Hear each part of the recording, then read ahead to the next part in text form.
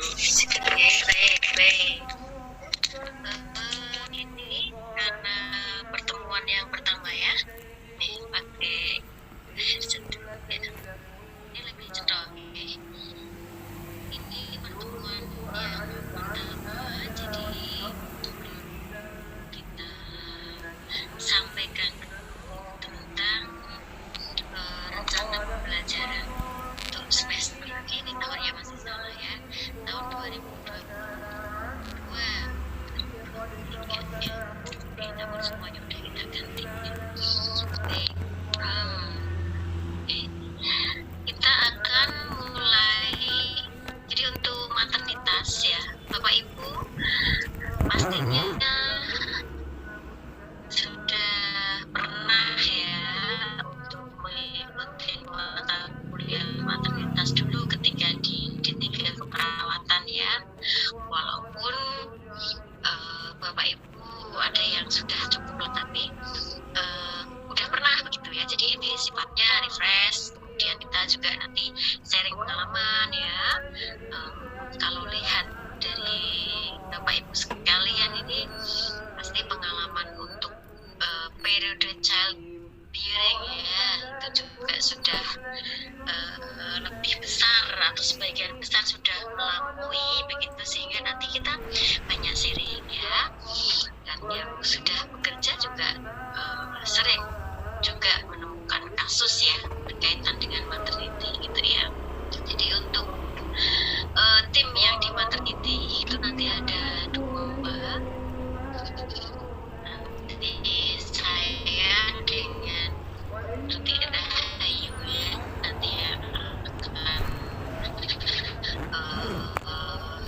menyampaikan berkaitan dengan periode maternity ya, mulai dari periode kehamilan,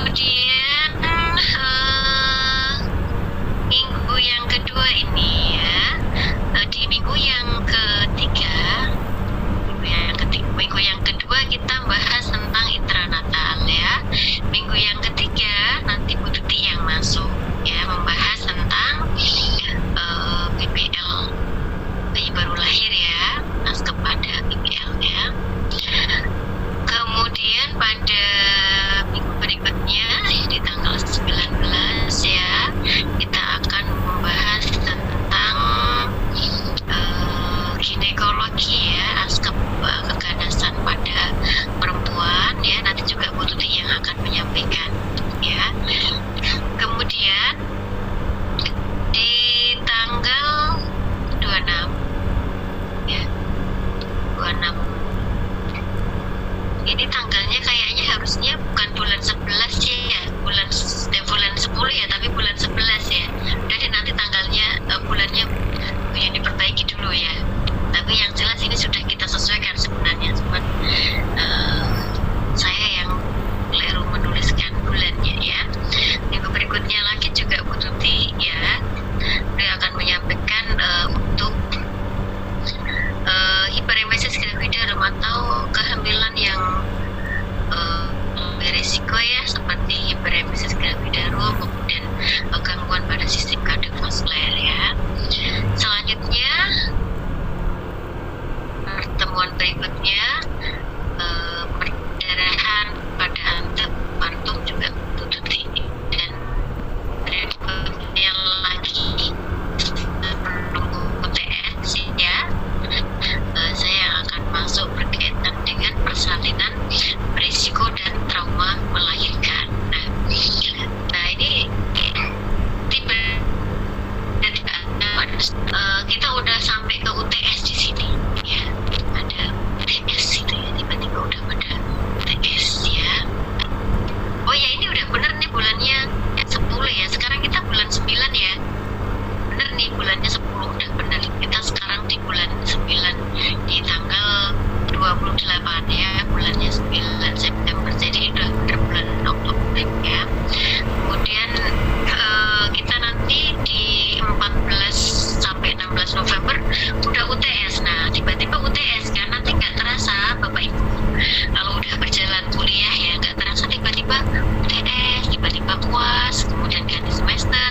Nah itu akan terasa, pokoknya dinikmati aja periode-periode di semester pertama ya. Itu memang periode yang paling berat karena Bapak Ibu sedang ada fase adaptasi, harus membagi waktu.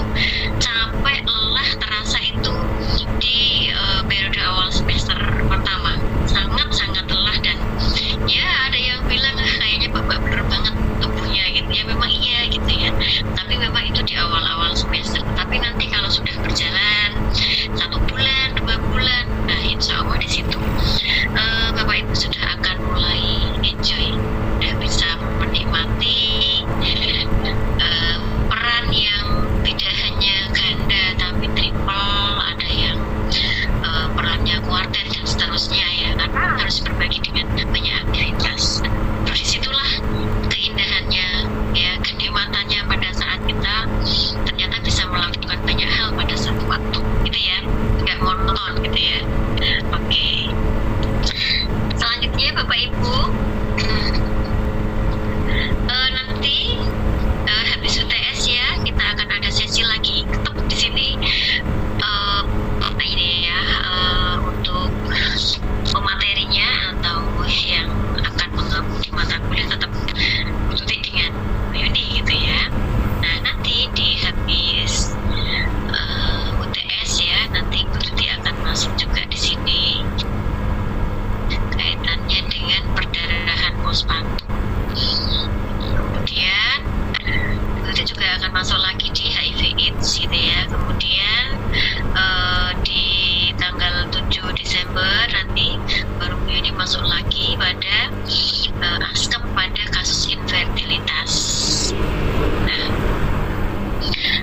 kemudian tanggal 14 Desember ada, kita akan membahas tentang klimakterium, kemudian gangguan menstruasi ya, kemudian gangguan head dan infeksi pada radang panggul ya. Di sesi tanggal 21 Desember sini kaitannya askep pada KDRT ya. Kemudian di tanggal 28 Desember IDM ya, gestasional diabetes mellitus dan hipertensi pada kehamilan ya. Dan kita juga nanti akan ada kaitannya dengan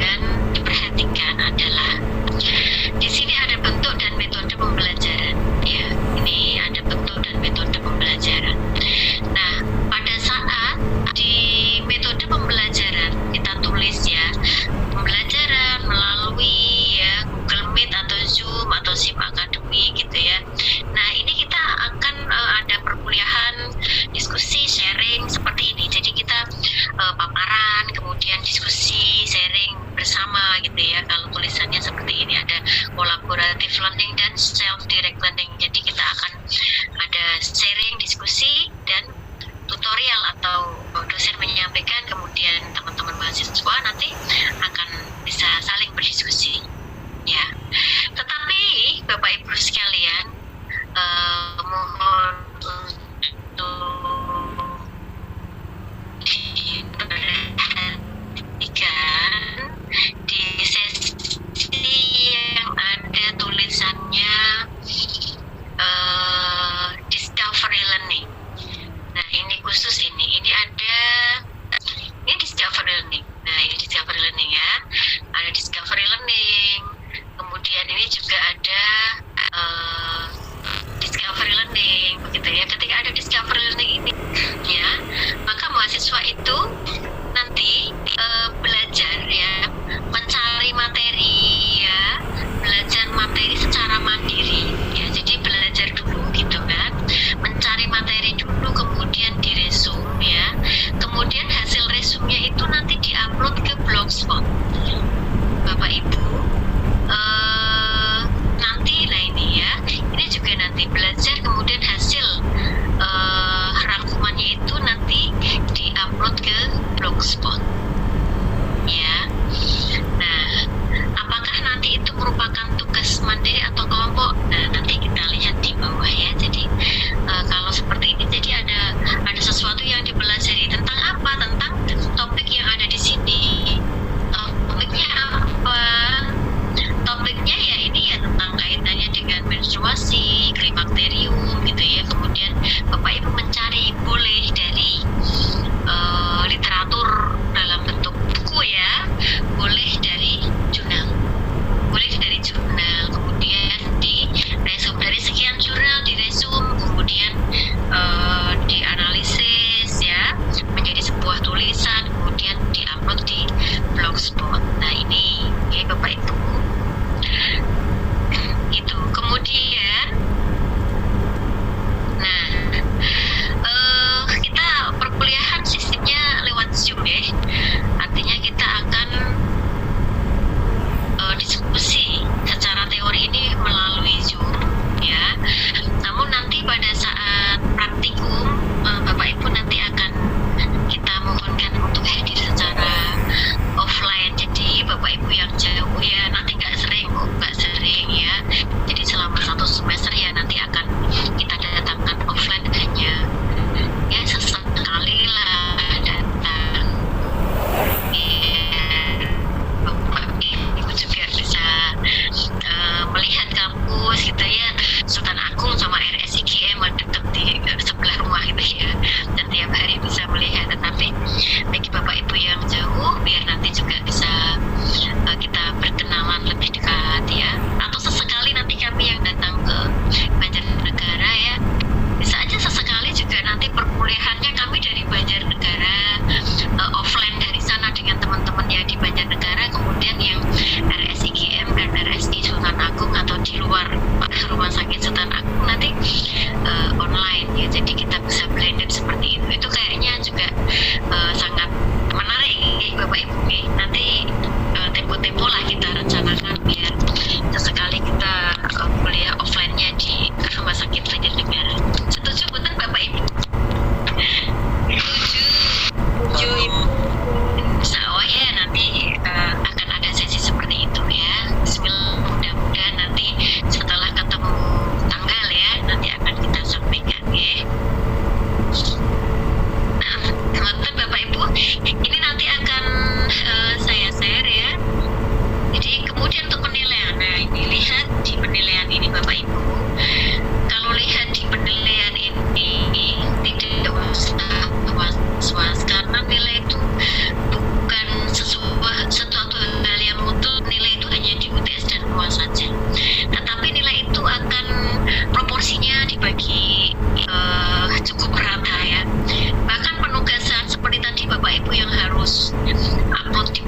itu sudah kita berikan nilai penugasan 30%, keaktifan juga ada 10% ya, UTS itu hanya 30%, UAS juga hanya 30% ya.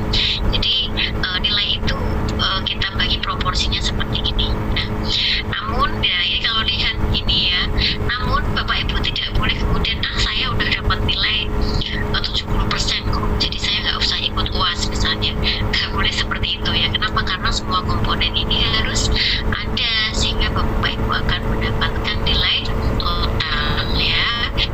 Dan kriteria pilihannya demikian Bapak Ibu. Yang A itu nilai minimal 85 lah, Bapak Ibu nanti sudah dapat A. Bismillah, mudah-mudahan nanti Bapak Ibu nilainya nggak ada yang remedi, semuanya bisa langsung lulus ya insya Allah. Nonton ya. Sekedar nih saya bukakan dulu materi yang untuk perkuliahan hari ini. Sebelum kita ke materi, ada yang ingin disampaikan dulu Bapak Ibu?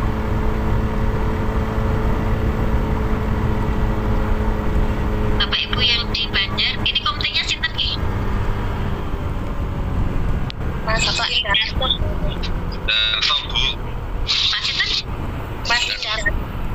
Oh, Pak Indarto. Alhamdulillah. Nanti bisa lewat kontak atau sipen ya. Sipennya tadi yang WA Bu Yuni nih kau nggih? Ya Bu, itu bilang. Ini untuk materinya bukan dulu.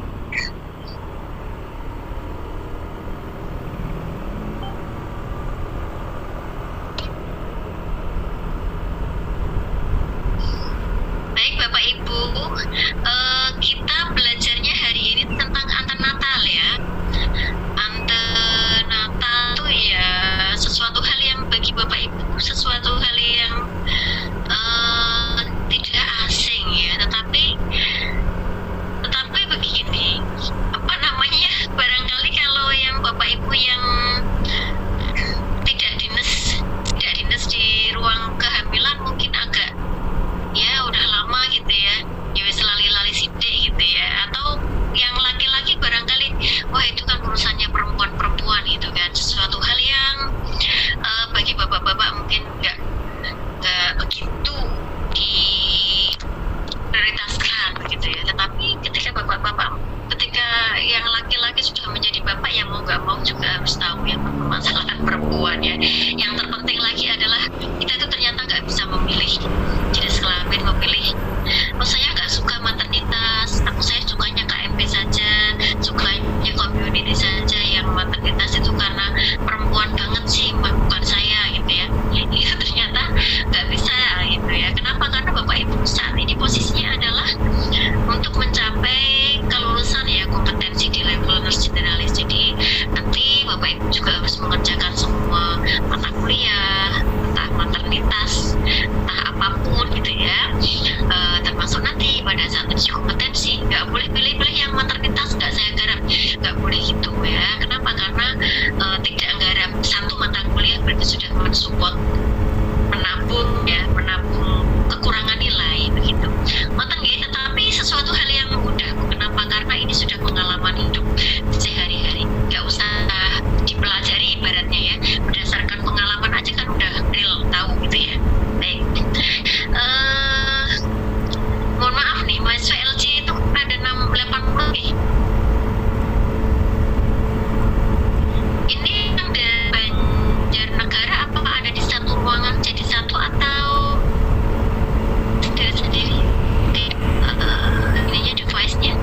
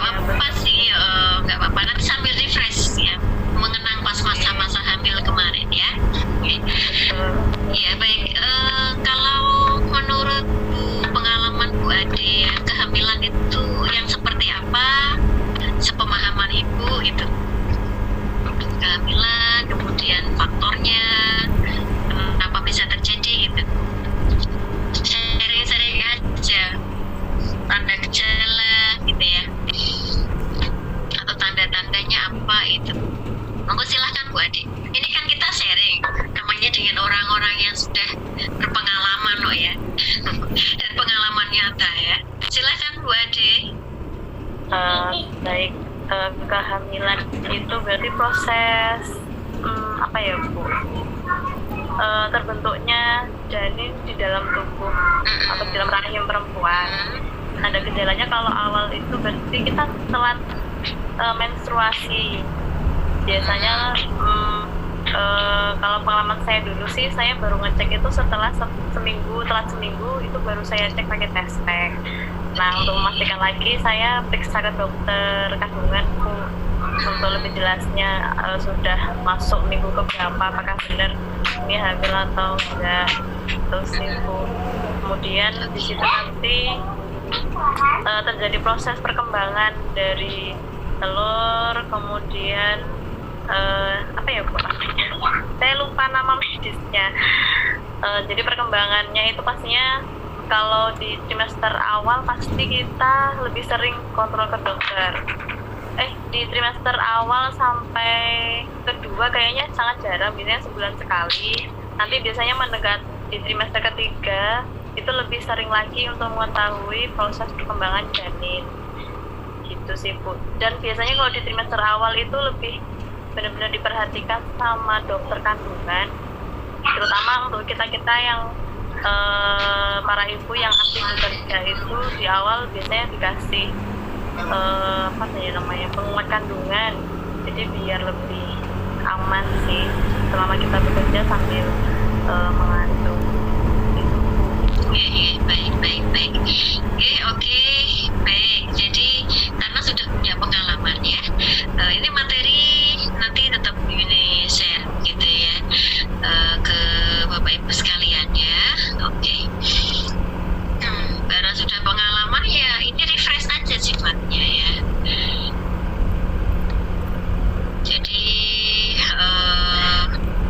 kehamilan itu ya pertumbuhan dan perkembangan janin intrauterin ya, yang disebabkan karena adanya pertemuan ya antara sel sperma dan sel ovum ya.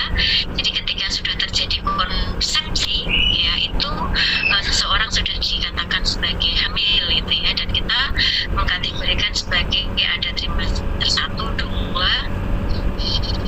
dan 3 gitu ya. Kemudian pastinya kalau kehamilan kan harus ANC ya, antenatal care gitu ya, pengawasan ya sampai kepada sebelum persalinan harus diawasi karena untuk didapatkan ibu yang sehat, janin yang sehat pula begitu ya. Nah ini, jadi permulaan kehamilan itu dimulai dari sebuah konsepsi di mana harus ada pertemuan sel sperma dan ovum ya, atau yang sel telur yang sudah matang ya, nah disebut ovulasi, nanti dibuahi oleh sperma dan konsepsi, kemudian ada nidasi ya. Nah, tanda-tanda seperti yang disampaikan Bu Ade tadi benar sekali, banyak sekali tanda-tanda, tetapi tanda-tanda ini itu belum tentu pasti begitu ya, belum mungkin aja dia hamil, mungkin itu belum tentu gitu ya. Kenapa? Karena orang wanita bisa karena sakit ya, orang karena amenorrea bisa karena gangguan hormonal gitu ya, dan seterusnya. Tetapi ada tanda pasti dari sebuah kehamilan ya. Apa itu tanda pastinya? Kalau terdengar dicicing, orang nggak bisa nolak atau nggak bisa kemudian mengelak ya, saya nggak hamil begitu. Ketika terdengar dicicing, pasti dia dikatakan sebagai sebuah kehamilan ya. Kemudian apa? Teraba bagian oleh pemeriksa ketika dipalpasi, oh ini teraba balotemen, berarti kepala, ini teraba keras, ini lurus nih, oh ini kayak punggung,nya ini ada ekstremitasnya. Kalau udah teraba seperti itu, pasti di situ ada kehamilan ya. Kemudian terlihat lagi jika dilakukan pemeriksaan USG dan seterusnya, berarti itu sudah kehamilan pasti, bukan mungkin lagi ya. Nah, ditambah lagi dengan pemeriksaan penunjang ya, seperti USG dan seterusnya. Nah, itu yang perlu kita perhatikan lagi Bapak Ibu, bahwa ketika kehamilan maka akan harus ada periksa. Kalau lab itu juga perlu dilakukan pemeriksaan ya, di samping USG, kemudian pemeriksaan laboratorium ya untuk mengetahui golongan darah ya, HB, karena kalau hamil ya kemudian HB-nya rendah kan pasti transport dari nutrisi, transport dari oksigen ya, ketika ada sirkulasi dari ibu ke janin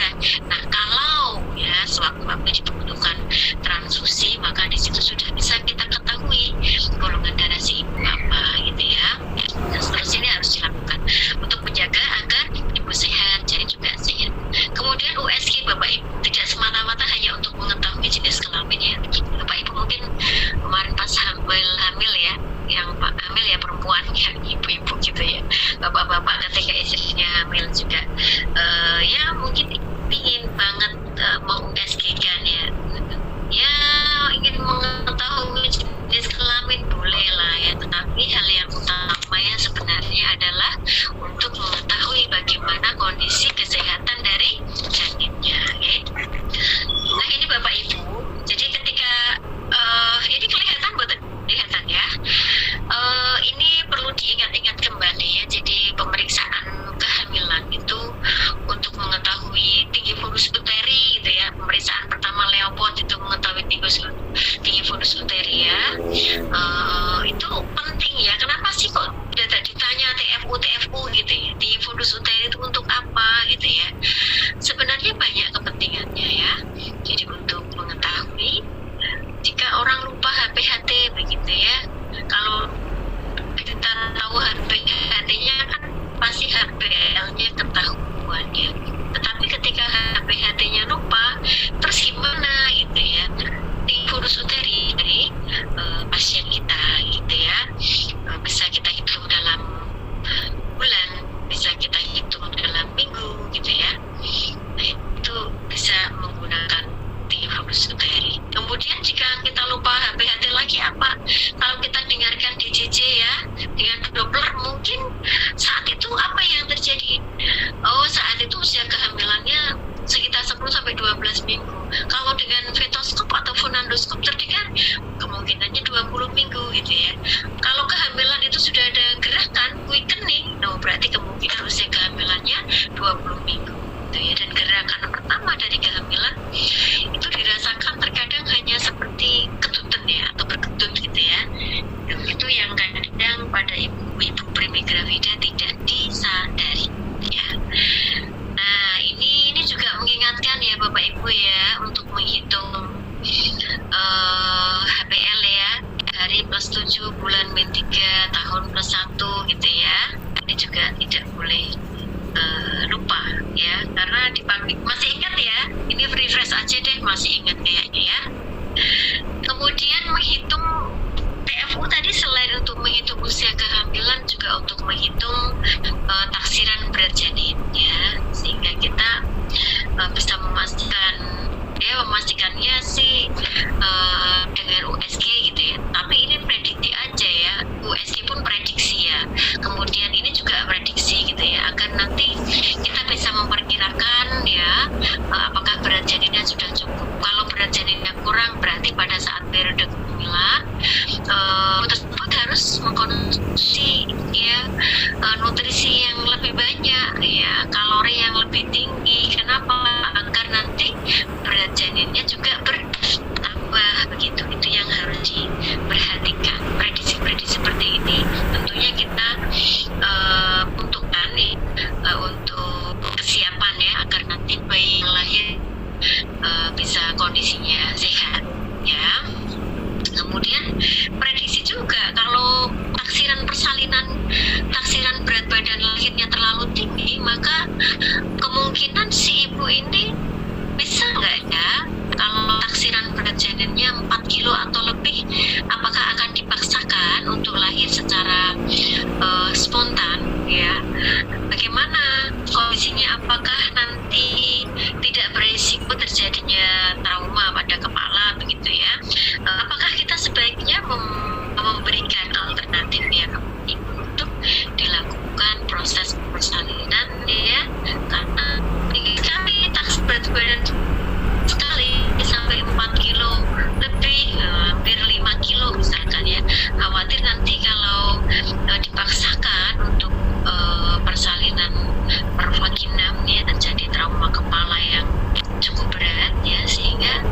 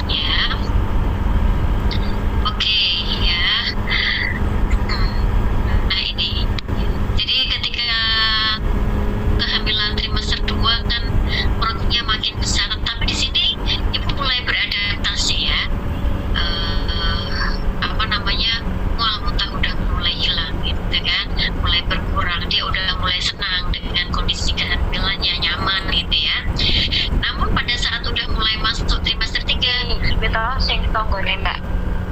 Ketidaknyamanan meningkat kembali begitu ya. Ngomong Sampai gitu kan, kemudian nafasnya juga sesak ya. Tapi itu belum minyak jelek, minyak gas.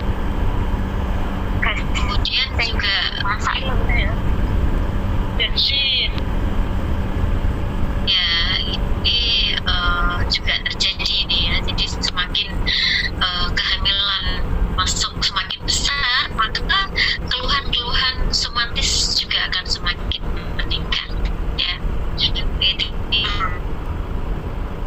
enak tidur nggak enak gitu ya, mau kurang ya, duduk lama juga nggak selesai ya. Itu ketika masuk trimester 3, apalagi udah menjelang persalinan ya, ketika kepala sudah masuk pintu atas panggul. Nah itu udah posisi dari duduk mau berdiri itu juga luar biasa kan, di selangkangan ya, itu udah terasa nyeri gitu kan. Nah itu hal-hal keluhan somatis yang dirasakan oleh ibu pada saat kehamilan sudah masuk ke trimester yang ketiga ya.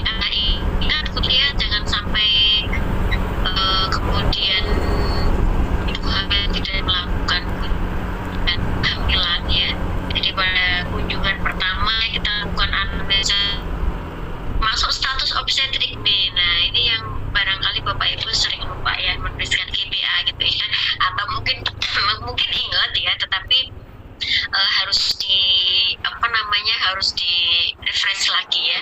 Jadi G itu gravida, P itu para, A itu abortus ya. G itu untuk jumlah seluruh kehamilan, P itu untuk jumlah bayi yang dilahirkan dan memungkinkan hidup, sementara A itu bayi yang dilahirkan dengan usia kehamilan kurang dari 20 minggu.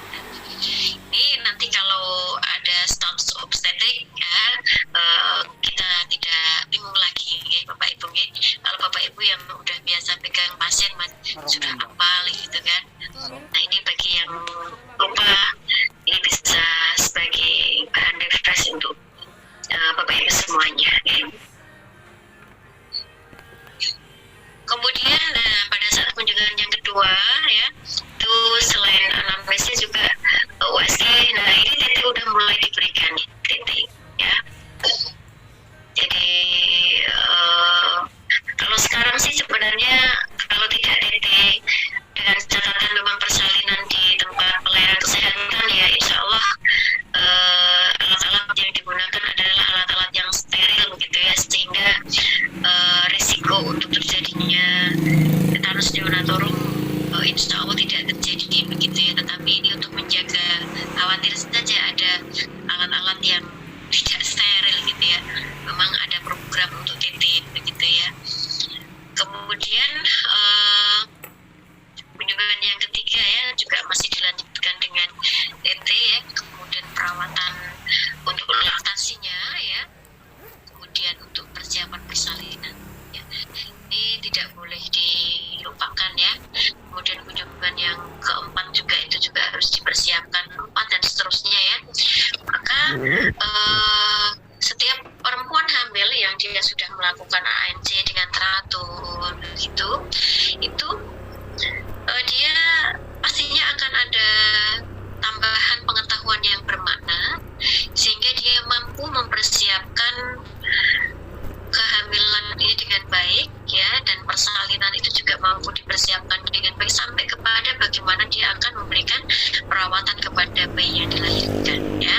Termasuk dia udah tahu nanti bagaimana nanti untuk pemberian ASI-nya ya, bagaimana nanti untuk pemberian makan pendampingnya. Nah itu sudah dipersiapkan dari awal. Nah bagian-bagian inilah ya yang tentunya harus menjadi medan garap kita ya, karena kita itu merupakan, kalau Unisula itu kan kita itu ada core value-nya Sultan ya, di mana S-nya adalah spirituality gitu ya.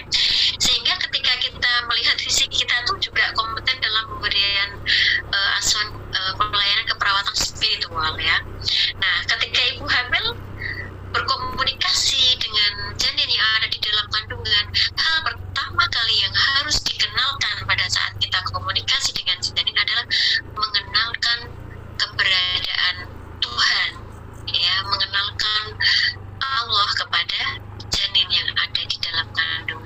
boleh kita sambil mengusap perut ya, kemudian menyebutkan zikir ya, menyebut asma Allah di situ ya, itu untuk kita juga mengajak janin untuk merencanakan kegiatan agar janin itu terstimulasi ingatannya ya, jadi terstimulasi untuk mengingat, untuk merencanakan, mengingat kegiatan hari ini yang sudah dilakukan apa saja, diajak bercerita sekalipun dia ada di dalam itu ya, tetapi dengan komunikasi itu maka akan meningkatkan ikatan ya, dan berdasarkan penelitian ya, janin yang dilakukan stimulasi sejak periode prenatal ini, maka dia risiko untuk mengalami stunting akan semakin kecil ya. Stunting itu bukan dalam artian tinggi badan saja ya, tetapi stunting itu juga berkaitan dengan knowledge ya, berkaitan dengan imun atau kekebalan, sehingga tidak mudah sakit setelah dia lahir dan tumbuh ya, menjadi anak juga nanti menjadi orang yang dewasa. Termasuk anak-anak stunting itu juga berisiko mengalami penyakit-penyakit yang ada kaitannya dengan metabolik ya, seperti DM begitu ya. Kenapa? Karena memang ada risiko-risiko tidak Nah, ini berdasarkan penelitian yang kita temukan ya. Baik Bapak Ibu, sharing awal untuk hari ini ya, seperti itu ya. Ada yang ingin disampaikan sebelum kita izin bertanya Ibu? Oke, monggo Bu Desi ya. Oke, perkenalkan saya Desi Ibu dari Rumah Sakit Islam Banjarnegara. Izin bertanya, kapan waktu yang tepat untuk antenatal care yang terpadu Ibu pada trimester pertama, kedua, dan ketiga? Kebanyakan pasien kan pasien hamil itu kadang bingung, saya harus datang ke layanan kesehatan itu kapan begitu Ibu? Ya ada mungkin keterbatasan pengetahuan seperti itu. Terus yang kedua, saya mau bertanya tentang faktor risiko yang mengancam kesehatan ibu pada masa kehamilan. Itu apa aja Ibu? Oke. Sementara itu aja Ibu. Terima kasih. Baik Bu Desi, iya. Tadi suaranya agak terputus, entah sinyal yang di Bu Desi ya, entah yang di saya yang agak nggak bagus tadi. Ada hal yang terputus ya, yang saya nggak bisa mendengar dari pertanyaannya Bu Desi ya. Baik, jadi memang begini Bu Desi, karena memang masyarakat kita itu kan bervariasi ya. Mereka dari level yang pendidikannya kurang sekali begitu ya, terutama kalau kita temukan di daerah-daerah begitu ya. Jadi di trimester 1 ya, trimester 1 itu minimal dia harus 2 kali kunjungan ya, tidak harus setiap bulan.